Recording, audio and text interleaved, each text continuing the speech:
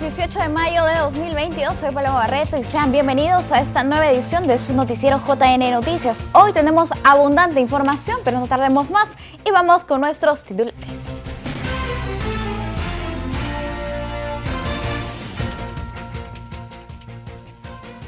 Jurado Nacional de Elecciones registró 90 incidencias en elecciones internas del domingo 15 de mayo. Y en la edición de hoy, sepa cuál es la labor que cumplen los jurados electorales especiales.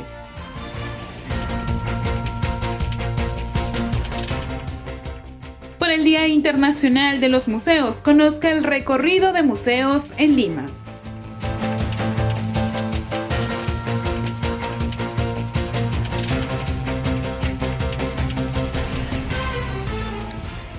El presidente del Jurado Nacional de Elecciones, Jorge Luis Salas Arenas, fue enfático al referir que no es posible ni razonable un fraude electoral. Escuchemos y veamos lo que dijo. No conozco al señor Pacheco, no conozco al señor Mesa, no conozco a la dama que ellos refieren. Al mismo Samir Villaverde recién lo he visto por televisión cuando ha empezado a hablar las cosas que ha dicho.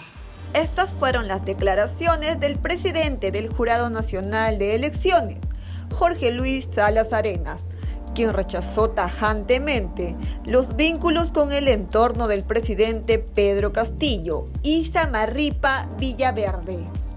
Para hablar de fraude que es imposible, no es razonable posible un fraude electoral ni en primera vuelta ni en segunda vuelta.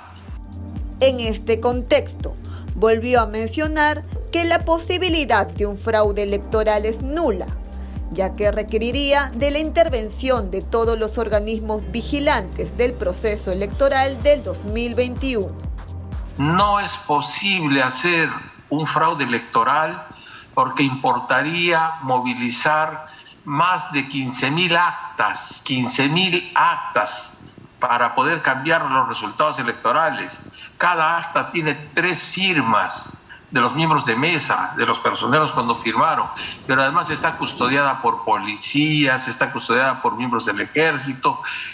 Los actos se realizan con presencia o con la participación, desde luego como veedores de la Defensoría, del Ministerio Público. Es imposible. La fantasía que él urde ha hecho que un sector de la población del Perú comience a pensar otra vez en la posibilidad de un fraude que no es técnica, ni legal, ni materialmente posible. Salas Arenas refirió que las declaraciones de Samir Villaverde no tienen sustento y más que bien buscarían beneficiar a un tercero. No sé a quién está queriendo favorecer al sembrar dudas y hablar de corrupción respecto del presidente del Jurado Nacional de Elecciones y del sistema electoral. No sé a quién quiere favorecer o qué compromisos tendrá, pero el señor cambia de versiones como, qué sé yo, cambiar de ropa, pues, ¿no? Entonces este señor inconfiable ahora viene a hablar de que él ha constatado, él ha visto, que a él le consta, y eso es absolutamente falso. No conozco ni al señor Pacheco, ni a la señora a quien ellas se refieren, no conozco al señor Mesa, a él mismo no lo conozco ni nunca lo he tratado, no conozco su casa ni su departamento, ni me han ido a visitar en un vehículo rojo, verde, azul, plomo o como fuera. Es importante precisar que el proceso de elecciones generales 2021 fue avalado no solo por los observadores nacionales, la Defensoría del Pueblo, la Fiscalía de la Nación, sino también por organismos internacionales que estuvieron presentes durante el acto democrático. Bien, tenemos ahora nuestro bloque de elecciones internas.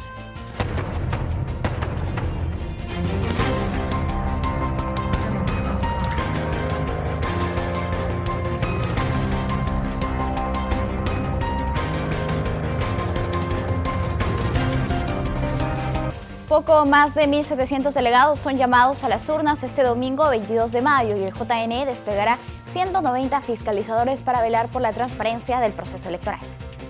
A 90 ascienden las incidencias registradas por el Jurado Nacional de Elecciones durante las elecciones internas del domingo 15, las mismas que no afectaron la marcha del proceso que se realizó en todo el país como parte de las elecciones regionales y municipales. Jessica Clavijo, directora nacional de Fiscalización y Procesos Electorales, detalló qué incidencias se presentaron en la jornada electoral. Tenemos en el sistema registrados alrededor de 90 incidencias validadas. Y esto se da porque si bien los fiscalizadores van reportando el mismo domingo las incidencias, ellos también van presentando hacia el día lunes sus informes, las actas, y eso también se va registrando en los sistemas que nosotros tenemos. A la fecha tenemos alrededor de 90 incidencias.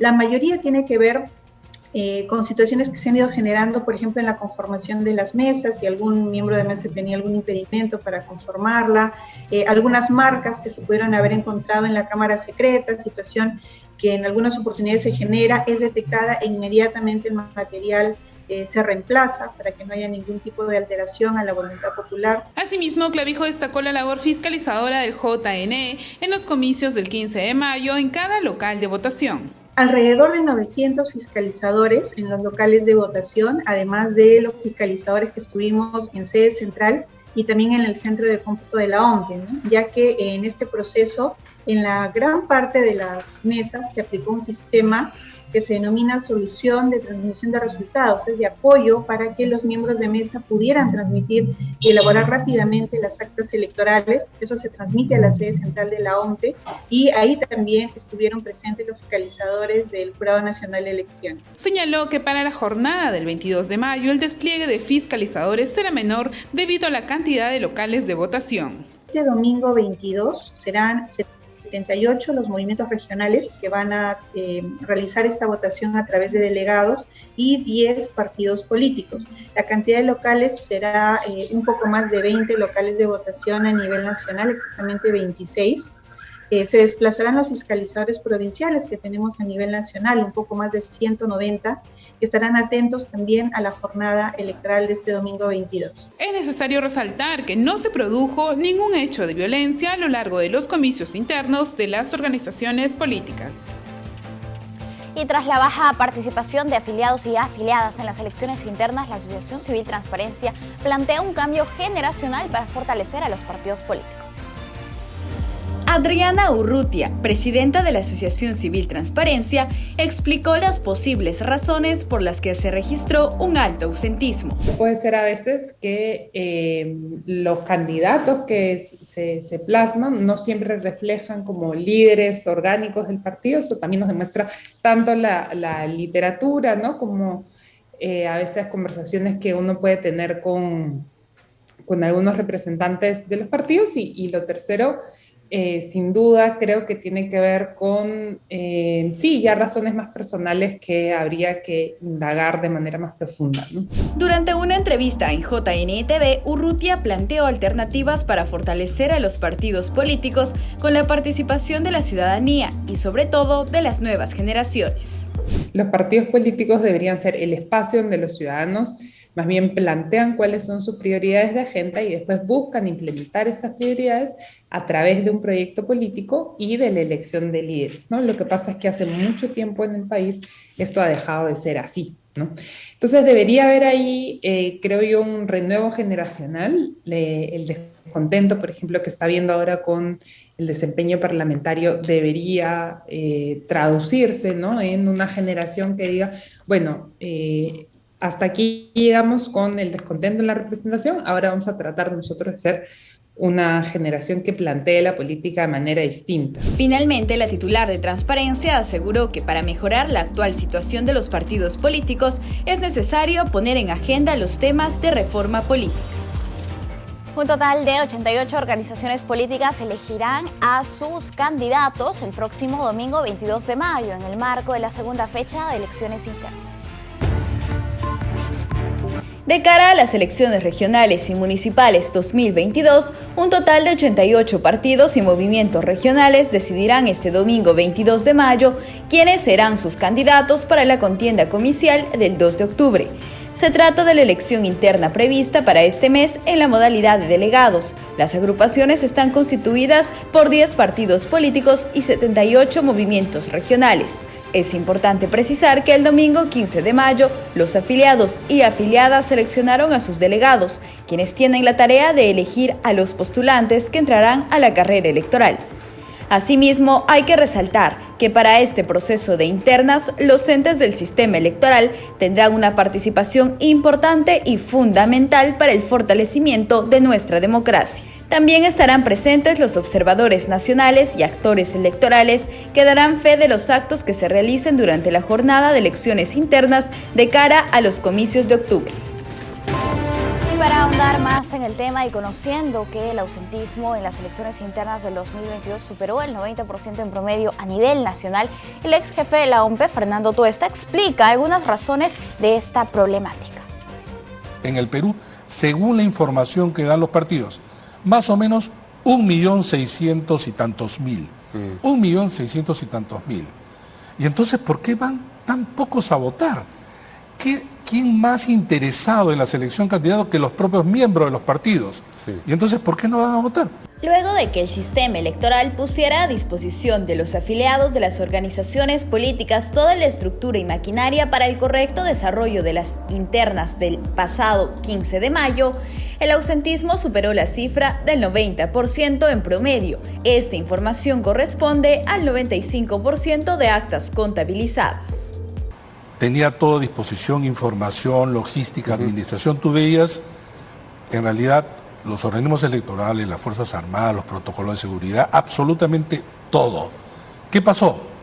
No habían electores. Estas eran elecciones en el desierto. En este contexto, Fernando Tuesta, ex jefe de la OMPE, indicó que es fundamental distinguir entre la organización de la elección interna y el desempeño que tienen las organizaciones políticas entre partidos y movimientos regionales. Señaló también que con las internas, en realidad las dirigencias de los partidos deben perder el control de la selección de los candidatos. Más del 95% de las elecciones eran por lista única. Lista única. Entonces no tenías que elegir, ya estaba elegido. Tuesta Soldevilla propone que el proceso se modifique y pase a ser una elección primaria abierta, simultánea y obligatoria. El objetivo, consolidar la democracia de nuestro país.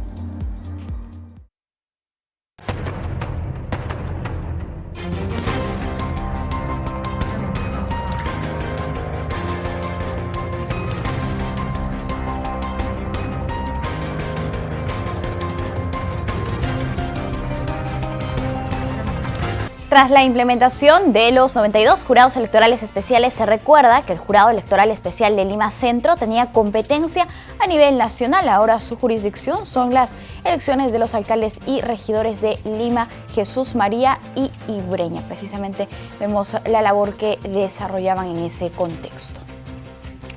Y en esa línea conozcamos en la siguiente nota cuál es la labor que los 93 jurados electorales especiales cumplen en el marco del proceso en marcha.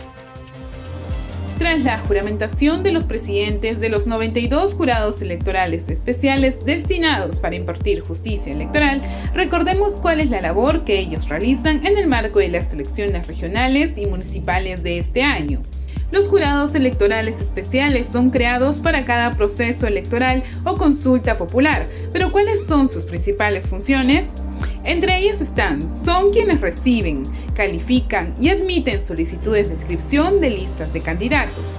De igual forma, resuelven en primera instancia sobre infracciones en propaganda electoral, publicidad estatal y neutralidad de funcionarios. Los jurados electorales especiales se encargan de verificar que el proceso se realice con normalidad, garantizando el respeto a la voluntad ciudadana en todo proceso electoral. Asimismo, luego de los comicios, ellos resuelven controversias referidas a actas observadas, impugnación de votos, nulidad de elecciones y además la proclamación de postulantes electos. Resaltamos que sus resoluciones pueden ser apeladas ante el Pleno del JNE, que resuelve en segunda y definitiva instancia. Los miembros que conforman los jurados electorales especiales son un juez superior representante del Poder Judicial, un fiscal superior representante del Ministerio Público, ambos de sus respectivas jurisdicciones, y un ciudadano elegido por sorteo por el RENIEC. Para estas elecciones regionales y municipales ya están instalados los 93 jurados electorales especiales, quienes iniciarán su labor en su respectiva circunscripción.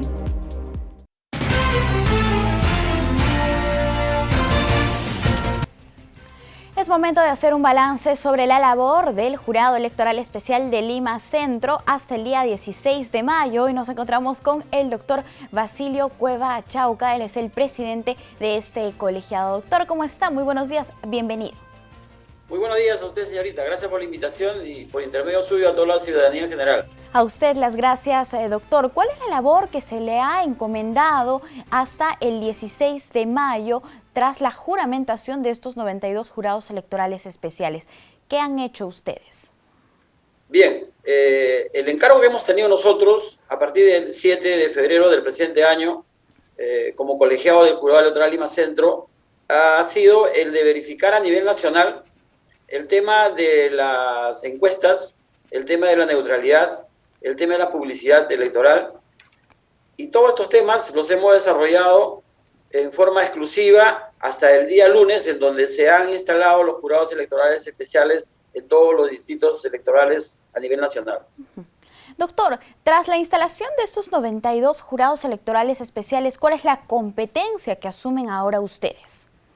Bien, ahora nosotros vamos a tener una competencia restringida exclusivamente a los efectos de llevar a cabo las elecciones del alcalde de Lima, del alcalde de Jesús María y del alcalde de Breña. Vamos a tener la competencia en consecuencia de todo lo que es Lima provincia y el distrito de Jesús María y el distrito de Breña.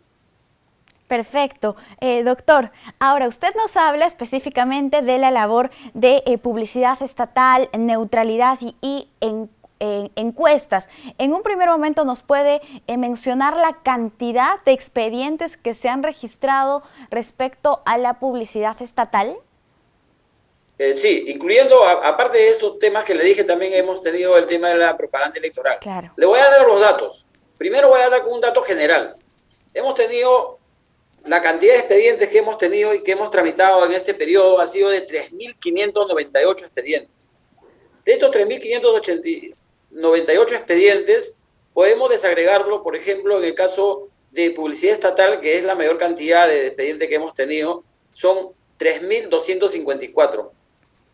Luego tenemos el tema de encuestadoras, también el tema de los informes de las encuestadoras, que nos han enviado como 34 encuestas de diferentes medios encuestadoras. Tenemos informes de fiscalización en el tema de neutralidad electoral y tenemos el tema también referido a propaganda electoral, que más o menos hay unos 298 expedientes que ya se han tramitado y que la mayoría está resuelta. Claro. Doctor, la importancia de haber instalado un primer jurado electoral especial radica precisamente en observar este momento del periodo electoral, ¿no? Porque son estas normas que rigen a partir de la convocatoria del proceso electoral. Por supuesto, porque la norma indica claramente de que a partir de la convocatoria ya todo el aparato estatal, todos los organismos del Estado, al hacer la publicidad estatal, ya tiene que ceñirse a las normas que rigen sobre este tema. En tal sentido, tenemos las dos posibilidades que tenían o tienen hasta ahora las entidades del Estado para realizar su publicidad. Uno, que es con autorización previa, y la otra es con reporte posterior. Ya la autorización previa está circunscrita al tema de lo que es radio y televisión, y el reporte posterior es en cualquier otro medio que no sea radio y televisión. Bien, doctor, respecto a los expedientes por el tema de las encuestadoras, ¿se han generado diversas infracciones y cuáles son en su mayoría? ¿De qué tipo? En el tema de las encuestadoras, en realidad no hemos detectado ninguna infracción. Lo que hemos hecho y lo que se hace en estos casos es recibir la encuesta que envía la entidad correspondiente, el instituto correspondiente, y se le remite a la oficina de fiscalización. Los fiscalizadores tienen que emitir un informe para verificar si estas encuestas cumplen con los parámetros establecidos en la norma, y si es así, se aprueba y se da por archivado la encuesta, ¿no? Que además es divulgado también a nivel de los medios de comunicación para que toda la ciudadanía en general pueda conocer el resultado de las encuestas hasta este momento. Y en el caso de la publicidad estatal, ¿cuáles serían las primeras infracciones? En el caso de la publicidad estatal, lo que hemos visto es de que en algunos casos no han cumplido con el reporte posterior. Vale decir, de que han hecho uso de los medios, por ejemplo, de Twitter, han hecho uso de los medios de las redes sociales, ¿no? Generalmente, y no han cumplido con informar al jurado. Entonces los fiscalizadores han detectado estas infracciones y le hemos comunicado a los infractores para los efectos de que cesen esta publicidad, ¿no? Y generalmente, y en la mayoría de los casos, se ha cumplido con el requerimiento del jurado, ¿no? Y no hemos llegado a sanciones mayores en estos casos. Pero sí hemos tenido tanto de lo que son las municipalidades como también de otras entidades del Estado. Bien, doctora, y respecto a la neutralidad en periodo electoral, ¿cuáles son las infracciones que se habrían detectado? No de manera específica, sino de manera general. Coméntenos. En neutralidad, por ejemplo, hemos recabado 2 expedientes en donde hemos verificado de que supuestamente habría habido una infracción al tema de la neutralidad. Esos 2 expedientes ya se están tramitando, ya el 80% de ellos ya está resuelto y falta solamente el 20% el resolverlos, que se supone que ya tenemos que resolverlo entre hoy día y mañana, porque ya empezar con el tema de la elección propiamente dicho, de lo que es la alcaldía de Lima y los otros 2 distritos que tenemos, nos va a llevar bastante trabajo y necesitamos estar concentrados en ello a partir de esta fecha. Doctor, ¿cuáles serían las sanciones para las personas que transgreden este principio de neutralidad? Ya hemos indicado ya de que las sanciones pueden llegar, primero una amonestación, puede haber una multa y en caso que no se cumpla con lo que ordena el jurado electoral, hasta podemos llegar a remitir copias a la Fiscalía y a la Contraloría eventualmente si es que se han utilizado recursos del Estado. Bien, doctor, ahora nos enfocamos en todo caso en la labor que ustedes desarrollan a partir del día 16 de mayo. Básicamente, ¿cuáles son las acciones, como nos indicaba, que va a tener en la circunscripción de Lima, Breña y Jesús María? ¿Cuáles son los procedimientos según al cronograma electoral, los hitos que vienen a continuación? Como bien sabemos, ya este domingo que ha pasado ha habido las elecciones internas de los partidos y las agrupaciones políticas. Este domingo que viene se van a hacer las elecciones para el tema de los delegados. El hito principal que tenemos ahorita es el 14. Hasta el día 14 de junio las agrupaciones y políticas que van a presentar candidatos tienen que inscribir sus listas en forma oficial. A partir de ahí el jurado va a tener la posibilidad de analizar y verificar los requisitos para ver si estas listas pueden inscribirse o no y si se cumplen con los requisitos establecidos en la norma electoral para la inscripción de las listas. Ese es el trabajo más arduo que vamos a tener a partir del día 14 de junio de este año. Claro, doctor. Entonces, lo que tenemos hasta ahora y tras los resultados de las elecciones internas de los partidos políticos serían precandidatos, porque todavía los jurados electorales no han declarado su procedencia. Claro, ellos son los precandidatos que presentan los partidos políticos o las agrupaciones. Eso lo va a verificar, el filtro oficial lo verifican los jurados electorales especiales. Recién ahí se puede considerar ya una lista oficial para entrar a la candidatura. Pero aparte de ello también están las tachas. Entonces, los jurados también tenemos que resolver las tachas que se puedan presentar contra determinado candidato. Sí, bien, doctor, y finalmente, por favor, usted podría hacer un llamado a las organizaciones políticas a cumplir con los plazos establecidos, por lo menos el que tenemos del 14 de junio en la presentación de sus listas de candidatos ante el sistema de Clara. Sí, yo creo que tienen tiempo suficiente después que este domingo terminen con las elecciones que tienen para elegir a sus delegados. Yo creo que tienen tiempo suficiente al día 14 para los efectos de poder inscribir sus listas en forma adecuada. Y la invocación que podemos hacer más bien a los candidatos, a que se centren en su campaña a los efectos de proponer medidas para mejorar el tema de la seguridad ciudadana, el tema de lo que es la informalidad dentro de cada distrito. Las campañas deben de centrarse en políticas diseñadas a mejorar lo que está actualmente establecido para beneficiar a la ciudadanía en general. Dejar de los ataques personales, y centrarse principalmente en las políticas que van a desarrollar si es que ganan las elecciones. Importante el llamado que usted realiza, doctor. Muchas gracias por acompañarnos en JN Noticias. Gracias a ustedes, señorita, y a su disposición para cualquier otro momento. Hasta una próxima oportunidad. Nosotros vamos a hacer una pausa, pero antes los dejamos con un dato electoral importante sobre la región Moquegua.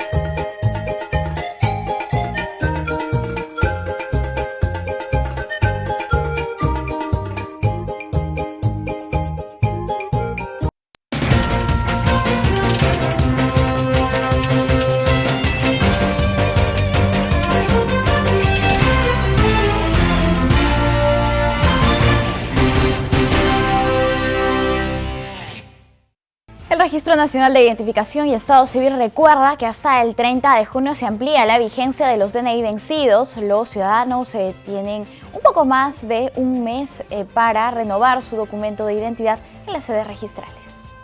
El Registro Nacional de Identificación y Estado Civil reitera a la ciudadanía que los DNI caducos o que estén por caducar tendrán vigencia solo hasta este 30 de junio. Ello con la finalidad que los ciudadanos renueven de manera progresiva sus documentos en las distintas sedes registrales, incentivando obtener el DNI electrónico.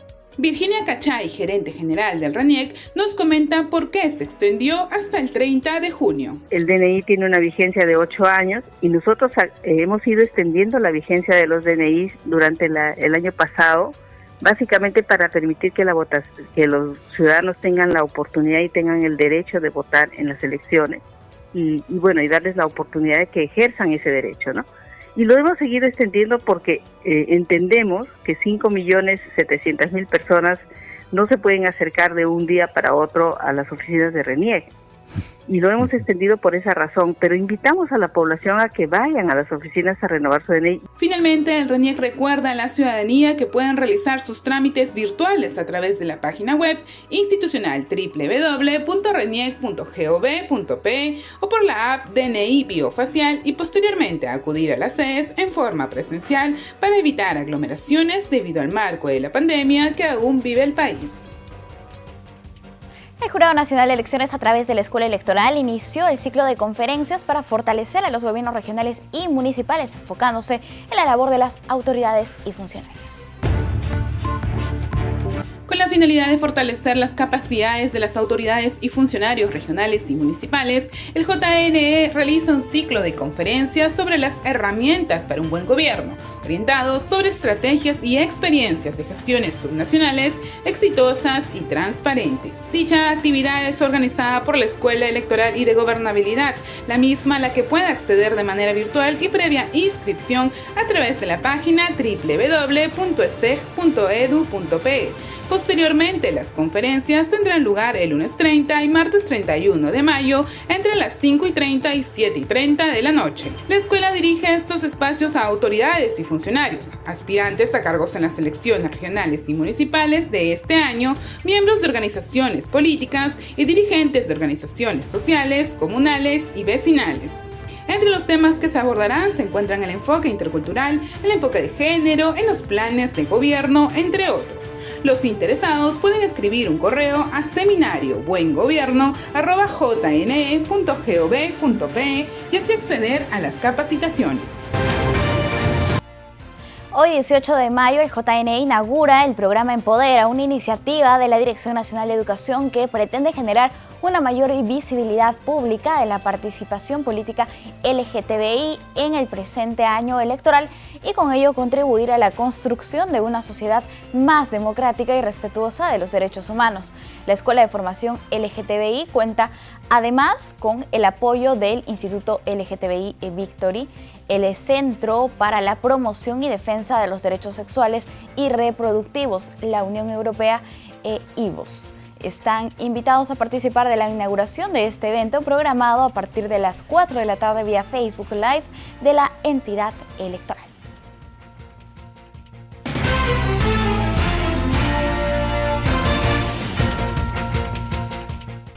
Amigos, tenemos una entrevista, conversamos con Andrés Calderón, él es periodista y abogado, especialista en libertad de expresión. Para nosotros es un gusto darle la bienvenida aquí a JN Noticias. Muy buenos días, señor Calderón. Buenos días, muchas gracias por la invitación. Gracias a usted por atendernos. Señor Calderón, vamos a hablar sobre el rol de los medios de comunicación de masas en los procesos electorales. Para hablar de esto, primero es necesario hacer un balance para recordar qué es lo que pasó en las elecciones generales 2021. ¿Cuál es el panorama que usted observó? A ver, creo que los medios de comunicación social, los medios masivos, se enfrentaron de una manera poco prolija a la campaña electoral del 2021. Esto es parte de una investigación que está reflejada en mi libro Política versus Prensa, en el que de alguna manera intuyo que los medios de comunicación se contagiaron de la polarización política que proponían los candidatos específicamente en la segunda vuelta electoral. Esto motivó que se presentaran algunos fenómenos particulares. Por un lado, que algunos medios de comunicación tomaran partido por alguno de los dos candidatos y de manera poco transparente, poco explícita, lo que generaba suspicacia para su público, ¿no? Y lo segundo es que se enfrentaban ante algunos fenómenos especiales como la desinformación o como la invocación al sentimiento antes que a la razón, propiciada por los propios candidatos, de una manera quizás poco preparada, que no los hacía poder adoptar los filtros adecuados para informar de mejor manera a la ciudadanía. Esta cobertura de los medios de comunicación, ¿qué es lo que ha dejado finalmente en los ciudadanos? ¿Cómo ven ahora los televidentes a los medios de comunicación o los lectores a los diarios en ese sentido? Porque usted menciona que en algún momento estos habrían tomado partido. Sí, esto es algo que advertíamos cuando escribía una columna semanal en el Diario del Comercio, advertía sobre los riesgos que podía generar que los medios de comunicación se decanten por un candidato. Creo que el primer riesgo era que los televidentes, los radioescuchas, los lectores dejen de percibir a ese medio de comunicación en particular como una fuente informativa imparcial, porque si de alguna manera vieron a un partido hinchando por uno de los postulantes, difícilmente iba a poder cambiar luego la percepción y asemejarse a la de un referee neutral, imparcial, ¿no? en esa pugna. Y creo que las repercusiones tienen que medirse con bastante detalle, pero un primer indicador que nos hace pensar que el público de alguna manera reproche esa actitud es que es en la caída de la confianza ciudadana sobre los medios de comunicación, ¿no? Hay un indicador recientemente publicado por el Barómetro de las Américas, que muestra que el Perú es el país que ha registrado una de las caídas más pronunciadas en confianza de los ciudadanos hacia los medios de comunicación masiva, de 42% que estaba en el 2019 del 41% al 29% en el 2021. Es una caída de 12 puntos porcentuales que nos deja en el antepenúltimo lugar de la región. Eso de allí puede tener que ver con la campaña, en parte, porque esa medición se realizó antes de que culmine el proceso electoral, lo que nos hace pensar que quizás este desprestigio puede haberse acentuado si tomamos en cuenta lo que pasó durante la segunda vuelta, que es donde menciono que algunos medios de comunicación optaron por apoyar una candidatura, y lo que ocurrió inmediatamente después de culminar las elecciones, en donde hubo una extraña campaña que buscaba, de alguna manera, deslegitimar los resultados de estas elecciones y que llevó a que se presenten nuevos vicios en la cobertura informativa sobre estos eventos. Claro, se registran, entonces se identifican algunos de estos detalles. ¿Cómo debió ser la cobertura de las campañas de todos los candidatos en el caso de las elecciones generales y cómo deberá ser la participación de los medios ahora en estas elecciones regionales y municipales que estamos próximos a celebrar? Creo que algo que se reprocha a veces a los medios de comunicación es digamos, la poca capacidad de identificar información y candidaturas que pueden ser relevantes para el público, ¿no? Muchos reclaman que Pedro Castillo tuvo una cobertura mediática recién en las últimas semanas cuando aparece finalmente en las encuestas. Eso de allí en sí mismo no me parece problemático, porque la verdad es que el tiempo en los medios de comunicación, el espacio en los medios de comunicación es limitado y es muy probable que se tenga que atender allí donde hay mayor interés ciudadano, ¿no? Y las encuestas son un buen medidor de esa atención de la ciudadanía hacia algunos candidatos. En lo que quizás sí podrían mejorar es en ser un poco más conscientes, ser un poco más metódicos en la medición de los tiempos y los espacios que se otorgan a los candidatos, de manera tal que si en algún momento alguien puede preguntar por qué se le está dando tanto espacio a un candidato en particular o una postura, esta encuentra algún respaldo en la atención ciudadana que se está prestando a esa persona, no porque se quiere favorecer a uno o se quiere perjudicar a otro, ¿no? De la misma forma, eso es algo que se debería tomar en cuenta cuando se omite información sobre candidatos que ya están concitando la atención del público. Y creo que otro aspecto donde debería mejorar bastante la cobertura es en cómo afrontar discursos de desinformación. Creo que durante muchos momentos, durante la campaña y la post-campaña, hubo personas, actores políticos, que estaban lanzando afirmaciones demasiado graves como para ser proferidas sin el suficiente sustento. Me refiero específicamente al caso de la campaña, vamos a llamarla así, sobre el fraude electoral.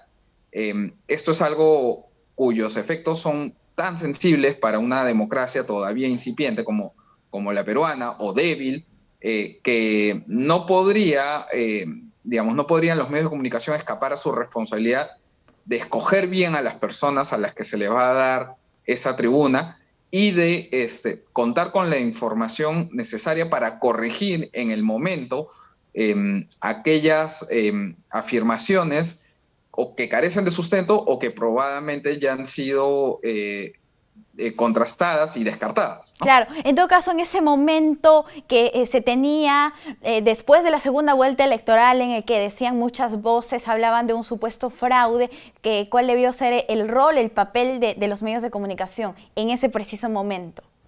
Claro, creo que los medios de comunicación son intermediarios entre el público y los hechos y los asuntos de interés público, y eso supone un mayor control sobre aquello que va a aparecer en sus pantallas o en sus ondas radiales o en sus diarios impresos o digitales, ¿no? Y entonces no basta con hacer eco de los reclamos que realiza cualquier persona, sino verificar si esos reclamos tienen asidero.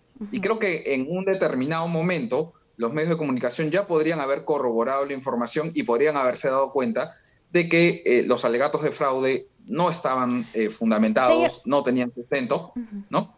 Claro. Señor Calderón, ¿sí? ¿Existe alguna autocrítica por parte de los medios de comunicación? Creo que ha habido algunos esfuerzos muy individuales de algunos periodistas por reconocer que han habido momentos que debieron evitarse, o personas o tribunas que no debieron abrirse a personas que claramente tenían el objetivo de desinformar. Sin embargo, yo diría que a nivel ya de gremio, a nivel de industria comunicativa, la verdad es que esta no se ha dado. Creo que hay mucho bochorno, mucho miedo a advertir los errores, a reconocerlos ante el público, y que lamentablemente creo que ese es un paso ineludible que no quieren dar algunos medios de comunicación, pero es un paso ineludible para recuperar un poco el prestigio y la confianza del público. Ahora vemos la situación de otro ángulo. Dicen que el periodismo debe ser incómodo. ¿Cómo reaccionan las instituciones o cuál es la tolerancia de diversas instituciones frente al periodismo de investigación que ahora se ve que es constante? Creo que es parte de un mismo fenómeno que al que lamentablemente acudimos, ya que tiene que ver con el desprestigio de los medios de comunicación. La primera parte es responsabilidad de los medios, ¿no? Cuidar que no perder la confianza del público, pero por otro lado, cuando la prensa hace su trabajo y es incómoda, muchas veces algunos actores con poder, ¿no? Públicos o privados, van a querer atacar a los medios de comunicación y querer desprestigiarlos. Creo que eso es un poco lo que estamos viendo ahora, en donde ante algunos destapes periodísticos, algunas instituciones o los representantes de estas instituciones, por ejemplo en el Ejecutivo y en el Congreso, responden tratando de atribuir calificativos a la prensa que en realidad no corresponden, sin dar verdaderas explicaciones de los hechos y más bien atribuyendo estos destapes a supuestas malas prácticas de los medios de comunicación. Ahora que estamos próximos a celebrar las elecciones regionales y municipales 2022, si podemos dejar una breve reflexión o un breve mensaje para los medios de comunicación, para los periodistas, respecto a la cobertura de los procesos electorales, porque los medios de comunicación tienen un rol muy, muy importante en cada proceso democrático. Creo que en el caso de los medios de comunicación y sobre todo a las mujeres y hombres de prensa, el principal mensaje que uno podría tratar de recordar es que no es poder el que ellos ejercen, en realidad es responsabilidad, ¿no? Y eso supone recordar que el público es a las personas a las que se debe, que informar con verdad y con bastante diligencia es lo que se espera de ellos y que el rol de los medios de comunicación jamás va a ser el de tratar de decidir una elección o el de influenciar en su público. Es simplemente darle las herramientas a ellos para que ellos definan sus propios destinos, ¿no? Nos quedamos con esta frase, señor Calderón. No es poder, sino responsabilidad la que tienen los medios de comunicación. Ha sido un gusto conversar con usted.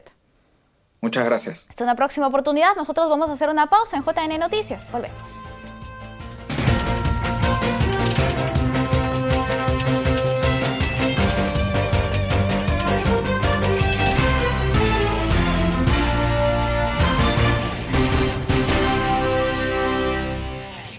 Muchas gracias por continuar en JN Noticias. Las organizaciones políticas que participan del actual proceso electoral recibirán asistencia técnica de JN para una inscripción eficaz de sus candidaturas. Veamos la siguiente nota. Desde este 18 de mayo, el JN, a través del programa Voto Informado, brindará asistencia técnica descentralizada a los personeros de las organizaciones políticas para el proceso de registro de candidaturas en las elecciones subnacionales. Los talleres serán impartidos hasta el 21 de mayo por especialistas del JN y coordinadores de acciones educativas en 24 departamentos del país, incluyendo Lima Metropolitana y la provincia del Callao, bajo la modalidad presencial y virtual. Cada partido político, al ser de ámbito nacional, dispone de un total de 22 vacantes. Para las regiones, la modalidad de taller es presencial y cada organización política dispone de 2 vacantes. Las conferencias abordarán los requisitos exigidos a los candidatos a las fórmulas y listas de candidaturas, procedimientos de calificación e inscripción de las fórmulas y listas de candidatos y retiro, renuncio y exclusión de candidaturas. El Registro Nacional de Identificación y Estado Civil informó que más de 213.000 DNI electrónicos fueron entregados a la ciudadanía. Esto en sus esfuerzos por masificar el DNI electrónico a nivel nacional. Un total de 213.645 DNI electrónicos han sido emitidos hasta el mes de mayo, así lo indicó el Registro Nacional de Identificación y Estado Civil, ello en el marco de la descentralización de la impresión de los documentos con miras a las elecciones regionales y municipales. El ente registral a detalle señala que 115.814 DNIs se tramitaron de forma presencial, mientras que 97.831 documentos se tramitaron de forma virtual, recordando que el RENIEC cuenta con distintos puntos de atención descentralizados, tanto para trámites como recojo de los documentos nacionales.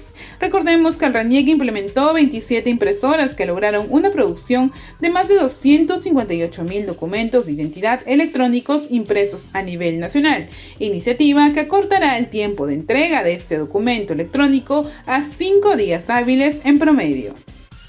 No esperemos a última hora. Ya se vienen las elecciones regionales y municipales, no esperemos a septiembre para venir a tramitar el documento nacional de identidad, aprovechemos estos momentos que hay bastante espacio, digamos, y la gente puede acudir a hacer el trámite de su DNI. Cabe destacar que más de 2 millones de peruanos ya cuentan con dicho DNI electrónico, los mismos que tienen mayor número de elementos de seguridad. Recordemos que la Oficina Nacional de Procesos Electorales pone a disposición de todos los ciudadanos la plataforma Elige tu local de votación, donde podrán seleccionar su local para los comicios municipales y regionales de octubre. No importa si lo hiciste el año pasado, son nuevas elecciones, eso está claro. La OMP habilitó la plataforma Elige tu local de votación para que más de 24 millones de ciudadanos y ciudadanas puedan sufragar en las elecciones regionales y municipales del 2 de octubre y seleccionen hasta 3 posibles locales de votación. Te presentamos una forma sencilla de elegir tu local de votación. Para iniciar, haz clic en el botón Empezar. Al usar el aplicativo se presentarán opciones de locales ubicados dentro del distrito que figura en el documento nacional de identidad, a menos que el ciudadano haya cambiado su domicilio en dicho documento, después del 2 de octubre del 2021, cuando se cerró el padrón usado en la organización de los comicios. Cabe resaltar que no podrá seleccionarse un local en un distrito diferente al contenido en este padrón, pues el proceso incluye la elección de alcaldes y regidores distritales y provinciales. Con el objetivo de concientizar que los museos son importantes para el enriquecimiento de las culturas, hoy celebramos el Día Internacional de los Museos. En la siguiente nota veamos qué museos están disponibles para ser visitados en Lima. Con motivo del Día Internacional de los Museos, que se celebra desde hace 45 años, demos un recorrido por la ciudad de Lima, donde existe una gran variedad de lugares que visitar y para pasar un momento excepcional entre amigos o familia. Recordemos que estos espacios se brindan para fomentar la diversidad cultural de nuestro país, con eventos académicos, artísticos, entre otros.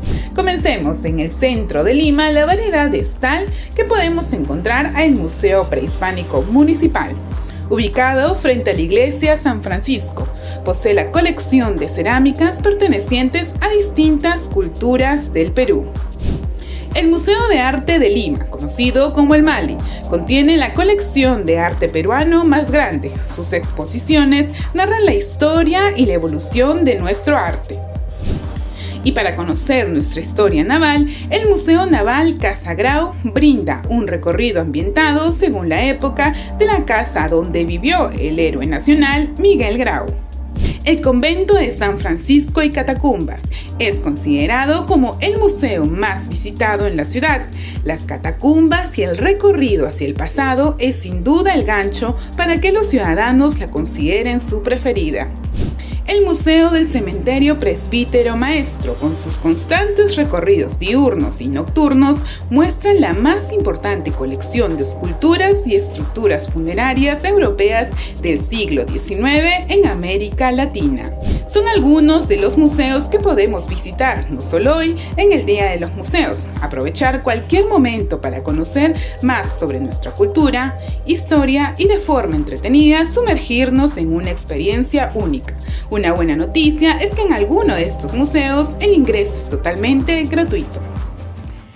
En el Día de los Museos es preciso recordar que el JNE desde el año 2005 tiene el Museo Electoral y de la Democracia, un espacio que acopia objetos históricos y artísticos asociados a la memoria de la democracia en el Perú republicano. Actualmente, en un contexto de emergencia sanitaria, ha habilitado esta plataforma, que es un recorrido virtual a través de la página web museoelectoral.jn.gov.p, y es precisamente lo que vemos, ¿no? Recordemos que nosotros tenemos una sede física en Lampa con Nicolás de Piérola, en el centro de Lima, en la sede central. Sin embargo, también se puede hacer esta visita virtual. Vamos a hacer este recorrido que nos proporciona datos bastante interesantes. Estamos entrando a la sala Jóvenes y Participación Política. Aquí se narra cada uno de los espacios en los que los jóvenes han tenido momentos importantes en la democracia de nuestro país. Sí, ahí se puede apreciar en este momento, y usted también puede acceder a través de museoelectoral.jne.gov.p que tenemos en pantalla.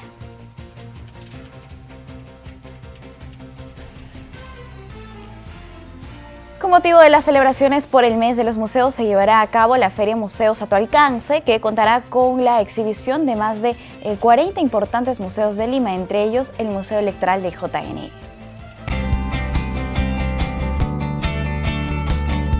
La Municipalidad Metropolitana de Lima organiza para este próximo 21 de mayo la 18ª Feria Museos a tu alcance, que tendrá lugar en la Plaza Francia. Por el Día Internacional de los Museos, el evento reunirá a más de 40 importantes museos de la capital para dar a conocer la gran oferta cultural del país. Es así que el Museo Electoral del JNE presentará el patrimonio electoral peruano. Bueno, se va a mostrar réplicas de bandas presidenciales, de ánforas desde hace 100 años, de votos, de documentos de identidad y de bienes de diferente naturaleza que tienen que ver con la democracia. El Museo Electoral y de la Democracia del JNE se ubicará en el stand número 29 de la feria a realizarse en la Plaza Francia. Presentará una variedad de réplicas de ánforas, propaganda electoral, cédulas de voto, objetos personales de diversos políticos y más. Se les convoca a través de este medio para que se aproximen a ese perímetro de la Plaza Francia y tengan ese contacto visual, porque en los museos se toca con la mirada, tenemos ese contacto visual y disfrutar de todo lo que ofrecen los museos de este patrimonio para todos los peruanos. La 18ª Feria Museos a tu alcance recibirá al público desde las 11 de la mañana a 8 de la noche y será de ingreso libre. Y por otro lado, les contamos que el Lugar de la Memoria y el JNE realizaron una investigación sobre el caso Chuschi en Ayacucho, localidad en la que terroristas intentaron afectar el proceso democrático. En la siguiente nota les contamos más detalles. 18 de mayo de 1980, Perú realizaba elecciones generales para elegir autoridades y así abandonar 12 años de gobierno militar. Cuando el país se preparaba para votar, un día antes en la localidad ayacuchana de Chuschi, las ánforas y cédulas fueron quemadas a manos de terroristas de Sendero Luminoso, con lo que se inició la denominada Época del Terror. Así lo recuerda el director del Lugar de la Memoria, Manuel Burga. Los periódicos seguían los acontecimientos de esta importante elección. ¿Por qué era importante? 1980, 2 candidatos. Después de 12 años de interrupción de las elecciones, de 1968 al 80 no hubo elecciones, era el gobierno de las Fuerzas Armadas. Con el ataque al proceso electoral, Sendero Luminoso dio inicio a su lucha armada. Aunque desde lejos esta acción fue vista como un hecho insignificante, el grupo terrorista ya se había infiltrado en esta población hace varios años. La antropología peruana y la antropología internacional ha estudiado mucho a Chuschi antes de 1980, porque era un lugar importante en la cuenca del río Pampas y dentro de la provincia de Cangallo, a 40 kilómetros de la ciudad de Ayacucho. Es decir, que esta zona de Chuschi tiene un encanto particular también, tiene una cultura propia, tiene una historia también propia. Eligieron Chuschi porque era un lugar apartado y quizá porque no había tanta seguridad como en otras localidades de mayor población. Y entonces, como un mecanismo para llamar la atención en medio de este proceso electoral, es que el día anterior al 18 de mayo de 1980, o sea, el 17 de mayo, se produce la quema de ánforas. La respuesta del Estado, según precisa el historiador Miguel Seminario, fue llevar a cabo las elecciones al día siguiente. Ello permitió que más del 50% de la población en Chuschi, mayoritariamente analfabeta, ejerciera por primera vez el derecho a sufragar. Ni siquiera la violencia puede interrumpir el camino de la democracia. La propuesta de los peruanos y la apuesta de los ciudadanos y de las ciudadanas es por la defensa de la democracia. Este periodo de violencia es el tema central que exhibirá el lugar de la memoria del Ministerio de Cultura hasta el 30 de junio en colaboración con el Museo Electoral del Jurado Nacional de Elecciones. Esta es la primera vez que recurrimos a un trabajo en equipo y esperemos que muchas otras veces podamos trabajar en coordinación con el archivo del Jurado Nacional de Elecciones. Que los resultados son estos, que contribuye a una mejor educación ciudadana en el país a través de los museos. Amigos, no hay tiempo para más. Muchas gracias por acompañarnos. Los dejamos con imágenes de Moquegua.